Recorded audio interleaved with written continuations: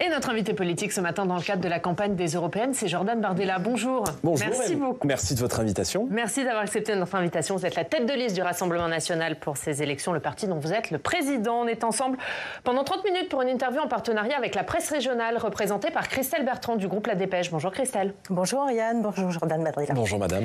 On va évidemment vous interroger sur votre campagne, sur votre programme, Jordan Bardella, mais d'abord question au président du Rassemblement national. On a vu hier le député de la France Insoumise, Sébastien Delogu, brandir un drapeau palestinien en pleine séance de questions d'actualité à l'Assemblée. Il a été exclu 15 jours. C'est une sanction justifiée pour vous ? La France Insoumise a fait le choix depuis maintenant plusieurs mois de la bordélisation permanente. C'est un mouvement politique que je considère être un mouvement politique dangereux, qui joue avec le feu, qui joue avec les braises et qui n'hésite pas à sombrer dans l'indignité. On a vu depuis le 7 octobre, et un peu plus largement d'ailleurs depuis maintenant, je dirais, le début du quinquennat d'Emmanuel Macron, que M. Mélenchon et ses amis sont dans la roue de toute la mouvance islamiste. On les a vus depuis le 7 octobre se faire les porte-paroles des thèses du Hamas, allant jusqu'à accepter en leur sein, je pense par exemple à Mme Obono, députée de la France Insoumise, qui considère le mouvement du Hamas non pas comme une organisation terroriste islamiste, mais comme, je cite, un mouvement de résistance. Donc la France Insoumise qui a choisi la stratégie du chaos pour faire de la politique, partout où la France Insoumise passe, l'ordre trépasse, si je puis me permettre. Et on voit bien là que la France Insoumise est à la recherche d'une nouvelle clientèle électorale. Et elle se dit qu'en agitant, en faisant campagne sur le conflit israélo-palestinien, en essayant d'importer les tensions et la violence de ce conflit sur notre sol, la France Insoumise pourrait peut-être espérer avoir le vote des banlieues. Donc c'est très dangereux. Et je pense qu'il faut être très prudent aujourd'hui avec ce mouvement politique qui est, à mon sens, un véritable danger aujourd'hui pour la démocratie. Prudent, c'est-à-dire, qu'est-ce qu'il faut faire ? Il faut le combattre politiquement. Voilà, le combattre politiquement.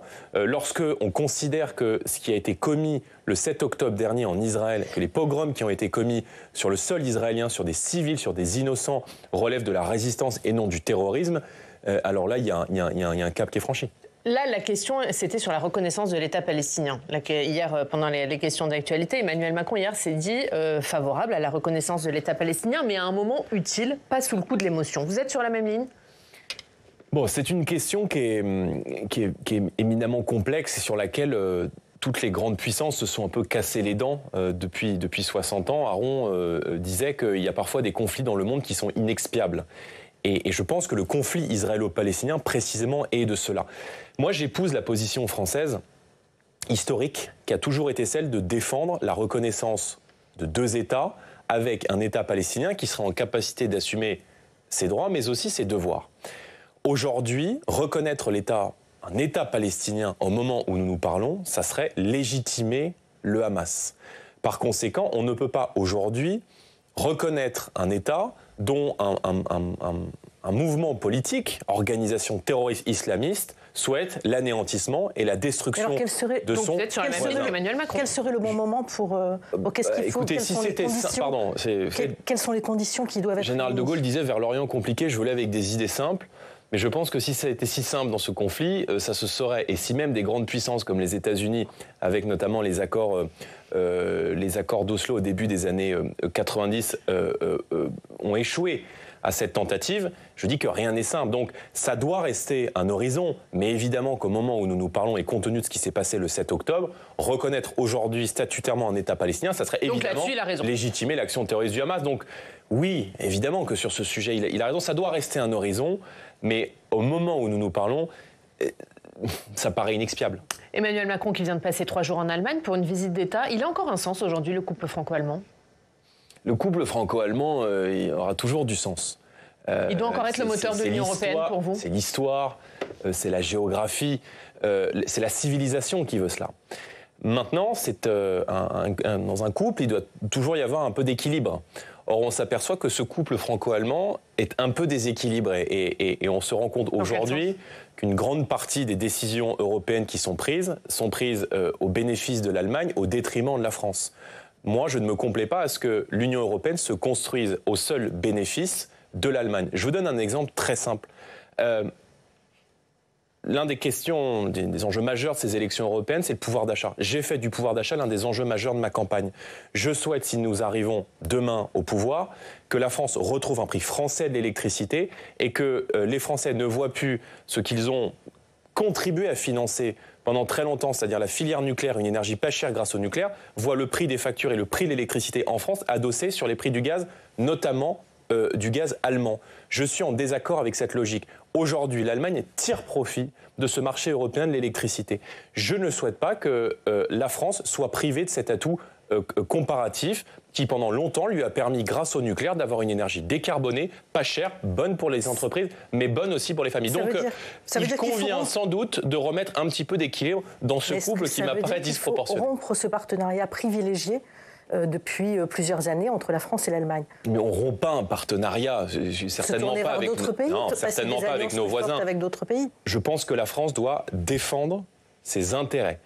Et précisément, le projet que je porte au niveau européen, l'ambition européenne que je porte dans cette campagne, c'est celle d'une Europe des coopérations entre États, d'une Europe des nations, qui est fidèle à la volonté exprimée par le général de Gaulle à l'origine de cette construction européenne, qui prévoyait précisément une coopération, une confédération d'États-nations libres, souverains, capables de se mettre autour de la table pour bâtir les grands projets industriels du XXIe siècle, sur la transition énergétique, sur l'intelligence artificielle, sur la maîtrise des flux migratoires et de la démographie, mais certainement pas se retrouver dans une forme de complaisance systématique où la France y perd et n'obtient plus gain de cause, alors qu'elle est l'un des premiers contributeurs nets au budget de l'Union européenne. Donc le couple franco-allemand, oui, bien sûr, mais encore une fois, dans un couple où on est deux, il faut un petit peu d'équilibre, un peu comme dans la vie. Un dernier mot sur Emmanuel Macron. Il a mis en garde pendant cette visite contre la montée de l'extrême droite dans les deux pays, appelant à se réveiller face au vent mauvais qui souffle en Europe. Vous avez reçu le message ?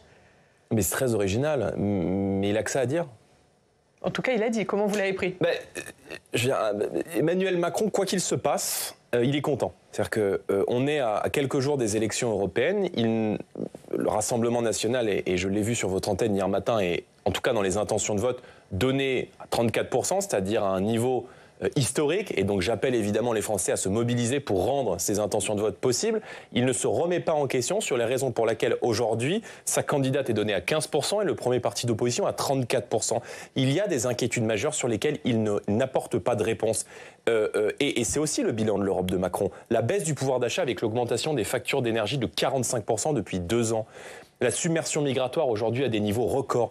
L'insécurité qui n'épargne aujourd'hui plus aucun territoire en France, en ville, dans les banlieues, comme à la campagne. L'année 2023 a été l'année de tous les records. La concurrence déloyale, l'écologie punitive dont l'agenda irréaliste de la Commission européenne, notamment par l'intermédiaire du Green Deal, a poussé dans les rues du pays des milliers d'agriculteurs depuis maintenant plusieurs semaines. Donc il faut à un moment donné, il faut être capable de faire son autocritique. Et moi, j'appelle évidemment le 9 juin à la sanction la plus lourde possible contre Emmanuel Macron. Parce que ce qu'il ne dit pas, il s'agite, il bavase sur des formules, l'extrême droite, etc. Moi, je vais vous parler de son agenda caché. Si Emmanuel Macron ne subit pas une défaite électorale lourde le 9 juin prochain, alors les Français, le 10 juin matin, vont se réveiller avec la gueule de bois. Parce que ce qui est prévu, c'est l'augmentation des tarifs du gaz de 10% au 1er juillet. C'est la désindexation des pensions de retraite. Mais est-ce que vous êtes pas en train de mélanger deux élections, Jordan Bardella ? Non, pas du tout, le 9 juin, c'est une élection européenne. Oui, enfin, c'est aussi une élection. Quel est le rapport avec une sanction pour Emmanuel Macron ? Parce que c'est une élection de mi-mandat, madame. Et que c'est vous qui en faites une élection de mi-mandat. Excusez-moi, mais s'il perd, il y aura quand même une augmentation des prix du gaz. Oui. Alors, je vais répondre à une question, une par une, si vous me le permettez. Le 9 juin, c'est la seule élection nationale du quinquennat. Je veux bien qu'on parle d'une élection européenne, c'est une élection européenne, mais nous sommes des députés français au Parlement européen. Lorsque on se bat contre le marché européen de l'électricité et ses règles de tarification, ça a des conséquences concrètes sur la facture des Français. Lorsque le Parlement européen met aux voix le pacte migratoire voulu par Emmanuel Macron et Madame von der Leyen, qui va accélérer la répartition obligatoire des migrants qui rentrent dans les pays de l'Union européenne, dans les communes, dans les villes et dans les villages français, ça a des conséquences françaises. Donc on est dans une élection nationale et européenne. Et si, évidemment, notre liste arrive en tête alors que le parti au pouvoir fait 15%, en tout cas dans les intentions de vote, ça sera un désaveu pour Emmanuel Macron qui n'a pas de majorité. Et moi, si j'arrive en tête le 9 juin prochain, je demanderai naturellement la dissolution de l'Assemblée nationale. On ne peut pas faire campagne comme s'il ne s'était rien passé. Vous avez déjà répondu, il ne fera pas de dissolution de l'Assemblée nationale. Mais Emmanuel Macron n'est pas propriétaire de la démocratie française. Donc moi, je l'appelle à écouter... En tout cas, c'est lui qui décide si on dissout ou pas. À prendre acte du résultat du vote le 9 juin, en fonction du résultat du 9 juin. Et si, évidemment, il arrive en tête, c'est moi qui en prendrai acte. Mais on ne peut pas faire comme si il ne se passait rien dans le pays aujourd'hui. Comment vous en prendrez acte s'il arrive en tête ? Je me remettrai en question et puis je remonterai à cheval et je préparerai l'élection d'après. Vous l'avez gagné, l'élection, en 2019. Parfaitement. Vous fustigez aujourd'hui l'Union européenne. Qu'est-ce que vous avez fait de votre victoire? Qu'est-ce qui a changé pour les Français avec vos 5 ans de mandat? Non mais madame, nous avons gagné les élections européennes en France, mais des élections européennes par définition, vous soulignez le caractère européen de ces élections, s'analysent à l'échelle européenne. Donc j'ai rempli précisément le rôle que m'a été confié, que m'ont confié les Français il y a 5 ans, c'est-à-dire celui de l'opposition. Et précisément, j'ai été à Bruxelles et à Strasbourg, la voix des Français dans l'hémicycle, mais j'ai aussi combattu, d'ailleurs très concrètement, tous les textes que j'estime être nocifs aujourd'hui à mon pays, à mes concitoyens. Et je pense par exemple à la folle stratégie du Green Deal, c'est-à-dire du pacte vert, qui de manière totalement dogmatique et irrationnelle prévoit aujourd'hui une inflation de normes pour nos chefs d'entreprise, pour nos TPE-PME, prévoit l'interdiction des moteurs, la vente de moteurs thermiques à l'horizon 2035 qui va considérablement impacter le pouvoir d'achat des classes populaires. On va y revenir, mais ce que je veux dire, Jordan Bardella, c'est que vous serez dans la même situation, vous n'aurez pas de majorité au Parlement européen. Qu'est-ce qui va changer pour les Français en vous élisant? Peut-être que vous êtes au courant des résultats des élections. Selon les sondages. Avant, je ne les ai pas encore vus, mais évidemment que le contexte aujourd'hui, et ça justifie, je veux dire, si Emmanuel Macron en est à rentrer dans la campagne électorale pour mettre en garde sur, de son point de vue, la percée du Rassemblement national, c'est parce qu'il sait aujourd'hui que nous sommes en train de gagner la partie. Et la différence avec il y a 5 ans, et même il y a 10 ans, c'est que l'Europe d'aujourd'hui n'est plus l'Europe d'il y a 10 ans, celle de François Hollande, d'Angela Merkel, de Matteo Renzi. Aujourd'hui, le mouvement que je représente devant vous, les idées que je porte devant vous et dans cette campagne européenne, sont des idées qui sont en train d'arriver au pouvoir dans beaucoup de pays européens. Regardez, il y a quelques jours encore, nos alliés aux Pays-Bas ont formé une coalition pour précisément mettre en place un programme très dur contre l'immigration clandestine et contre l'immigration massive pour protéger les Pays-Bas d'un phénomène qui n'en est qu'au début du commencement. En s'alliant avec des députés qui sont dans le groupe d'Emmanuel Macron. Par ailleurs, alors c'est le jeu évidemment c'est le jeu des coalitions dans un scrutin législatif, mais aujourd'hui nous sommes en train de gagner la partie sur le plan français et sur le plan européen, et c'est la raison pour laquelle moi je dis aux Français que c'est maintenant qu'il faut en être et c'est maintenant qu'il faut se rendre aux urnes. Christelle. Alors on va parler d'économie avant toute chose. En matière économique, vous avez souhaité en revenir à la préférence nationale. Les pères fondateurs de l'Europe avaient justement fait un autre pari qui était que grâce à une forte coopération économique, on pouvait éviter les conflits qui avaient traversé le continent depuis la fin du 19e. Est-ce qu'en revenant sur le principe de préférence nationale, vous ne prenez pas le risque de jeter justement les bases de nouveaux affrontements? Entre qui et qui? Entre les différents pays européens. Non, pas du tout. La priorité nationale. La concurrence entre les pays? Oui, enfin, l'Union européenne s'est construite sur un dogme. Ce dogme, c'est le libre-échange sans frontières, sans aucune régulation. Nous sommes aujourd'hui encerclés par des grandes puissances, les États-Unis, la Chine notamment, qui font du patriotisme économique, qui soutiennent leur industrie, qui subventionnent massivement leur énergie, leur agriculture, leurs nouvelles technologies, et qui précisément sont capables de se protéger lorsqu'il y a une concurrence déloyale. Est-ce que ce type de protectionnisme ne devrait pas être fait au niveau européen? Mais bien sûr qu'il faut le faire au niveau européen. Regardez, je vous donne un exemple très concret. Mais vous défendez l'idée de le faire au niveau national? Non, je défends 2 idées. D'abord, aux frontières de l'Union européenne, je souhaite qu'on relève sur les filières où nous sommes mis en concurrence avec des grandes puissances, le tarif douanier commun. Exemple, aujourd'hui, la Chine subventionne massivement ses véhicules, notamment électriques. C'est des importations massives qui sont faites notamment au sein de l'espace européen, 10% de droits de douane, alors que notre industrie automobile est aujourd'hui en très grande difficulté. Aux États-Unis, lorsque la Chine souhaite y exporter des véhicules, c'était 27% de droits de douane, on est passé à 100% de droits de douane pour soutenir la production nationale. Donc, premièrement, je fais ce que font toutes les grandes puissances mondiales, je protège aux frontières de l'Union européenne. Et deuxièmement, je souhaite, parce qu'on ne peut pas faire comme si le sujet climatique et le sujet environnemental n'existaient pas. Et moi, je regarde les chiffres. Aujourd'hui, 50% des émissions de CO2 de la France et un tiers de l'empreinte carbone de l'Union européenne sont liées à nos importations. Par conséquent, le moyen aujourd'hui d'agir pour protéger la planète, pour protéger l'environnement, c'est de relocaliser la production. Et je souhaite que si vous produisez concrètement, pour répondre à votre question, si vous produisez en France, si vous produisez avec des salariés français, vous avez une priorité d'accès dans les marchés publics. Un exemple très simple. Aujourd'hui, une grande partie du bœuf, par exemple, qu'on consomme dans les cantines de nos écoles, alors des chiffres disent 56%, d'autres disent 2/3, et d'origine importée. Moi, je souhaite précisément que nos agriculteurs aient une priorité d'accès dans les cantines et dans les marchés publics, parce que je pense qu'en France, on doit pouvoir manger français sans que ce soit une contrainte. C'était pas le sens de ma question. Le sens de ma question était de dire, si on remet de la concurrence entre les différents pays européens, entre la France et l'Allemagne, entre la France et l'Espagne, est-ce qu'on ne risque pas de jeter la base de nouveaux conflits? Mais elle existe déjà, cette concurrence. Regardez, l'élargissement... marché unique pour l'instant. Il existe déjà, cette concurrence dans le marché unique. Et précisément, le projet que je porte vise à réduire cette distorsion de concurrence. Regardez, aujourd'hui... La préférence nationale, c'est quand même l'idée de privilégier les productions françaises. Alors, je souhaite la priorité nationale et la préférence européenne. Ça veut donc dire que quand on produit chez nous, on a un avantage dans la commande publique. Si le produit que vous recherchez est au niveau français, alors c'est au niveau français. S'il n'y a pas en France des entreprises qui répondent à vos demandes, alors c'est au niveau européen. Donc vous voyez que le projet que je porte est un projet qui vise à libérer les contraintes qui pèsent sur la croissance, à soutenir massivement nos entreprises en s'appuyant sur le marché intérieur et en grande partie sur les marchés publics. C'est 8 points de notre PIB. Et moi, ça me paraît un principe de bon sens que lorsque vous produisez en France avec des salariés français, vous puissiez avoir un avantage sur les marchés publics. Sur l'agriculture, Christelle, on va... Une dernière question, vous exposez au minimum la France à des mesures de rétorsion de la part de nos partenaires européens. En tous les cas, qu'ils fassent la même chose, qu'eux-mêmes déclarent une préférence nationale. Mais elles existent. Attendez, je pense que c'est un peu caricatural. C'est que la manière dont la question est posée, on a le sentiment que je vais mettre des murs autour de la France. C'est pas du tout cela. Non, la concurrence déloyale, je lutte contre la concurrence déloyale, y compris d'ailleurs au sein de l'Union européenne. Regardez, aujourd'hui, il y a 13 pays au sein de l'Union européenne dont le SMIC est inférieur à 1 000 €.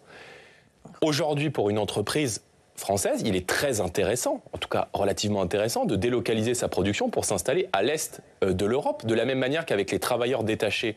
Ce système contre lequel je lutte, qui permet de faire venir notamment des travailleurs d'Europe de l'Est en France, qui payent les cotisations dans le pays d'origine, ça crée une concurrence déloyale. Donc moi, j'accepte le marché commun, je pense qu'il est nécessaire à nos TPE-PME, mais je souhaite y remettre des règles et je souhaite qu'on puisse lutter à armes égales face à la concurrence déloyale. Mais encore une fois, ça me semble être un principe de bon sens qu'une entreprise qui produit sur le sol français ou sur le sol européen puisse bénéficier d'un avantage dans les commandes publiques.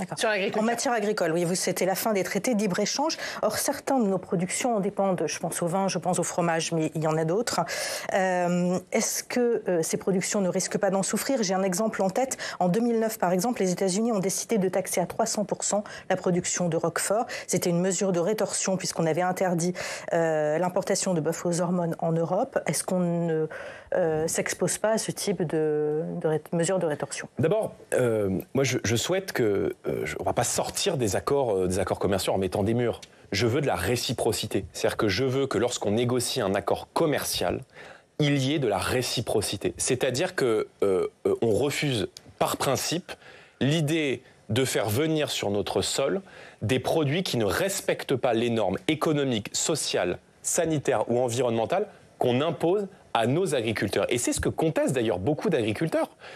Pourquoi est-ce que j'ai critiqué assez durement le Mercosur, le CETA, l'accord de libre-échange avec la Nouvelle-Zélande? Bon, d'abord, c'est pas très écologique que d'aller chercher du lait en poudre à 18 000 km de la France. C'est un peu la contradiction de la Commission européenne. Mais parce que, encore une fois, on met en concurrence nos agriculteurs avec des produits qui respectent aucune des normes et aucune des conditions sociales dans lesquelles ils travaillent. Ils ne peuvent pas être compétitifs. Donc, j'accepte l'accord commercial à condition qu'il y ait de la réciprocité. Et on se rend compte aujourd'hui que la Commission européenne, pour pouvoir permettre notamment à l'Allemagne, on en revient à ce fameux déséquilibre, pour permettre à l'Allemagne d'exporter des Mercedes et d'exporter des voitures allemandes, on sacrifie l'agriculture française. Donc moi, je souhaite sortir l'agriculture française des accords de libre-échange conventionnels pour pouvoir négocier des accords commerciaux au cas par cas lorsque ça nous profite et lorsque c'est évidemment sur la base de réciprocité. Mais ça ne nous empêchera pas du tout d'exporter. Les vins et les spiritueux sont des produits de très haute entre guillemets, valeur ajoutée quand on regarde aujourd'hui la qualité des produits et la qualité de la marque France sur ces produits à l'international. Et évidemment qu'on doit continuer d'exporter. Mais aujourd'hui, nos viticulteurs souffrent beaucoup de l'écologie punitive et de la multiplication des normes qu'on leur impose et qui, encore une fois, n'est pas imposée aux produits qu'on fait venir. Sur les prix planchers, Jordan Bardella, vous êtes pour ou vous êtes contre? Ça dépend ce que vous mettez derrière prix plancher. Tarif minimum d'achat. Si vous mettez aujourd'hui, et moi j'ai déjà eu l'occasion de m'exprimer dessus, si vous mettez aujourd'hui un prix plancher, c'est-à-dire en gros il y a plusieurs explications, mais en gros, c'est l'idée de dire on prend le coût de production, on ajoute la marge et on obtient un prix plancher.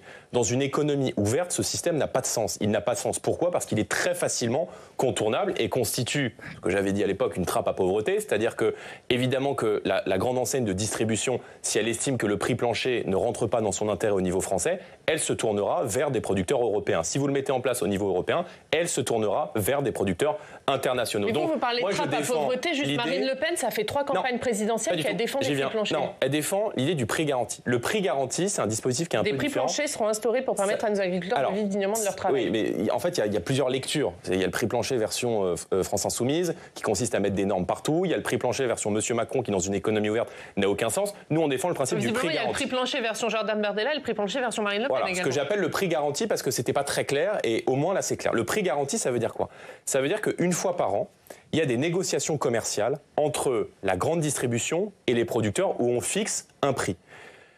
Quand la grande distribution et le producteur n'arrivent pas à se mettre d'accord sur un prix d'équilibre, à ce moment-là, l'État peut jouer le rôle d'arbitre, intervenir et fixer ce que j'appelle un prix garanti. C'est-à-dire que l'idée d'avoir systématiquement la possibilité de voir l'arbitre intervenir pour fixer un prix doit contraindre à une meilleure répartition des marges. Mais je pense que ce système, il est beaucoup plus souple, il est beaucoup plus respectueux de la réalité aujourd'hui du monde agricole. Et pour avoir expérimenté ce type de dispositif au Salon de l'Agriculteur avec notamment le monde rural, ce système apparaît plus pertinent aujourd'hui. On va parler de l'immigration puisque c'est l'un des principaux points de votre programme. Parmi les mesures, la double frontière, concrètement, comment ça marche ? Moi, je refuse de subir en matière d'immigration. Je fais le constat aujourd'hui que le contrôle aux frontières françaises est insuffisant pour maîtriser l'immigration. Le projet de la Commission européenne, c'est ce fameux pacte migratoire. Ça consiste à prendre en charge les migrants qui arrivent, à les répartir dans les communes françaises. Je suis en désaccord avec ce principe. Je souhaite qu'on puisse, dès les frontières européennes, c'est ce que j'appelle la double frontière, dès le niveau européen, dès les portes d'entrée de l'Union européenne, refouler les bateaux de migrants qui arrivent sans y avoir été invités, sur les côtes européennes, on met en sécurité les bateaux et plutôt que de les accueillir, on les raccompagne dans les ports de départ. C'est un système qui, je crois, est le seul système efficace et qui doit permettre de protéger l'Europe d'une submersion migratoire qui n'en est qu'au début du commencement. Ça, c'est clair. Comment vous faites aux frontières terrestres ? De la France ? De la France. Oui, puisque vous voulez une double frontière. Alors, aujourd'hui, la possibilité de contrôler nos frontières, elle est déjà permise par les textes. C'est le code Schengen qui vous permet déjà de contrôler les frontières au niveau français. Moi, je souhaite, dans ce cadre, qu'on renforce le contrôle aux frontières au point d'entrée de l'immigration clandestine. C'est-à-dire ? On connaît, globalement, il y en a quelques-uns. Essentiellement, moi, je me suis rendu il y a quelques semaines à la frontière entre la France et l'Italie, au poste frontière de Menton. On sait que le point de passage que j'appelle de l'immigration clandestine, pour discuter avec les policiers, il n'est pas tant sur la route, il est dans les hauteurs. Donc on connaît ces points de passage de l'immigration clandestine. Techniquement, comment on fait ? Ça veut dire qu'on envoie des douaniers vérifier les points de passage ? Alors, ça veut dire d'abord qu'on renforce effectivement la présence physique de nos forces de sécurité intérieure sur les points de passage de l'immigration clandestine. Donc Menton, on a les moyens Menton, le Pertuis, il faut renforcer, vous avez raison. La vraie question, c'est est-ce qu'on en a les moyens ? On paye beaucoup aujourd'hui le fait que la droite ait supprimé entre 2017 et 2012 6500 postes de douaniers. Donc il faut évidemment renforcer nos effectifs policiers et de douane. Premièrement. Deuxièmement, donc réarmement, je dirais physique, en termes de présence humaine. Deuxièmement, je veux un réarmement juridique. Aujourd'hui, Schengen, c'est un peu la libre circulation pour tout le monde. Moi, je souhaite que cette libre circulation dans l'espace Schengen, elle soit restreinte uniquement aux ressortissants européens. Je vous donne un exemple concret. Aujourd'hui, vous êtes Syrien, Libyen, vous arrivez en Italie, vous obtenez un titre de séjour. Ce titre de séjour vous donne un droit à la libre circulation dans tous les pays de l'Union européenne. Je le refuse. Concrètement, si la police aux frontières contrôle à la frontière entre la France et l'Italie, cet individu en question, syrien, à ses points de passage, uniquement. Ou sur le territoire. D'ailleurs, il peut être contrôlé. Donc c'est quoi, une douane volante ? Comment ça se passe ? Où il y a des guérites, on remet des guérites comme Non, on fait ce que font les policiers à la police aux frontières. C'est-à-dire qu'il y a des contrôles stationnaires et au flair du policier, ils contrôlent ou non de manière totalement aléatoire. L'Allemagne l'a fait, c'est dissuasif. Ils ont, entre le mois d'octobre et le mois de novembre, fait chuter de 40% le nombre d'entrées illégales sur leur territoire. Donc ça fonctionne. Mais en Allemagne, en Allemagne, Jordan Bardella, c'est le gouvernement qui a pris cette décision et qui l'a ensuite notifié à la Commission européenne. Parfaitement. Donc c'est permis par les textes. D'accord, mais vous, comment vous allez faire ? Parce que le gouvernement, il n'est pas sur cette ligne. Comment vous, élus au Parlement européen, vous allez remettre en place la double frontière ? Je vous mets à l'aise tout de suite. Moi, député européen, je ne vais pas moi-même aller contrôler la frontière. Donc ça, je vous mets à l'aise. Mais surtout, vous n'allez pas pouvoir mettre en place cette proposition dans les médias. Madame, si on ment pas aux Français. Il y a une partie du combat, notamment contre le pacte migratoire qui se mène au Parlement européen. Mais évidemment que d'aller contrôler nos frontières, ça se fera demain avec le ministère de l'Intérieur, lorsque nous serons à la tête de l'État. Mais juste, je veux répondre parce que sur la libre circulation dans l'espace Schengen... c'est une proposition qui n'est pas applicable avant au mieux 2027, si vous arrivez au pouvoir. Le fait de rétablir des postes de douane aux frontières... Le fait de mettre en place une double frontière. La double frontière, non. Parce que le volet européen, vous savez que c'est la mission de Frontex. Et Frontex, précisément, relève, notamment dans son financement... Non, mais la double frontière, c'est-à-dire la remise en place de frontières nationales, c'est pas applicable avant 2027. C'est dans votre programme européen, mais c'est plus un programme présidentiel. La partie européenne dépend des élections européennes et la partie française dépend évidemment de notre arrivée à la tête de l'État. Mais juste, pour être concret, aujourd'hui, vous êtes un Syrien qui obtient un titre de séjour en Italie, vous pouvez circuler partout dans Schengen. Je suis opposé à cette libre circulation pour tout le monde. Je souhaite qu'elle soit réservée aux ressortissants européens. Donc concrètement, si cet individu en question est contrôlé en France, aujourd'hui, il est présent de manière légale. Avec moi, il sera présent de manière illégale. Si ce sont des contrôles aléatoires, vous allez arrêter infinitésimale de personnes sur le territoire. Non, pas du tout. Pas du tout, parce que... Il faut des contrôles systématiques pour réussir à juguler. C'est l'intérêt de la double frontière. C'est-à-dire que les clandestins qui arrivent, ils débarquent pas du ciel en parachute. Donc ils entrent bien par des points d'entrée de l'Union européenne. Moi, je précise précisément... Donc vous feriez des contrôles systématiques à certains points d'entrée, c'est ça ? C'est pas des contrôles systématiques, c'est le refoulement systématique des bateaux. Aujourd'hui, il y a un principe européen. Non, mais là, vous parlez des frontières. Parlez des frontières européennes et ma question était sur les frontières nationales. Sur les frontières nationales, comment vous faites le tri entre non-européens et européens ? Je veux dire, c'est très simple. La police qui contrôle de manière aléatoire est capable, je pense, de discerner de ce qui relève d'un travailleur, par exemple, transfrontalier qui a un autocollant sur le pare-brise et quelqu'un qui, dans les hauteurs, est en train de traverser avec un sac à dos la frontière. Il faut faire confiance à nos fonctionnaires de police. J'ai l'impression que je parle juste du truc le plus vieux de l'humanité, c'est-à-dire contrôler les frontières d'un pays. Juste pour avancer un peu, parce que vous dites dans cette campagne que vous ne voulez plus sortir de l'Union européenne, mais est-ce que parmi vos propositions, et notamment celle-là, puisque la libre circulation, c'est un des piliers de l'Union européenne, est-ce qu'il n'y a pas une forme de Frexit caché ? Mais c'est-à-dire ? C'est-à-dire, vous voulez mettre fin finalement à la libre circulation au sein de l'Union européenne. Mais pour les ressortissants extra-européens. J'ai l'impression que je parle de trucs... Il y a plusieurs mesures dans votre programme, notamment sur les accords de libre-échange, notamment là-dessus. Est-ce qu'il n'y a pas une forme de Frexit caché dans votre programme ? Excusez-moi, il n'y a pas de Frexit caché.